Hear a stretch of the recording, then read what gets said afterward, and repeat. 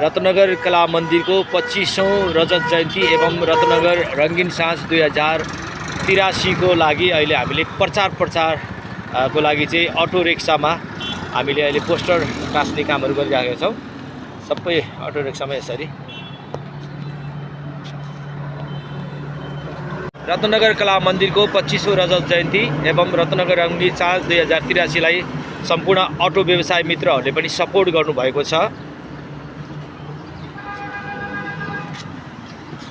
अहिले हामी प्रचारको क्रममा टाढी बजारमा आएका छौँ। सम्पूर्ण अटोहरूमा आफ्नो यो प्रचारको सामग्री टास्नको लागि देश विदेशमा रहनुभएका सम्पूर्ण महानुभावहरूले पनि अत्यन्तै सपोर्ट गर्नुभएको छ, सहयोग गर्नुभएको छ।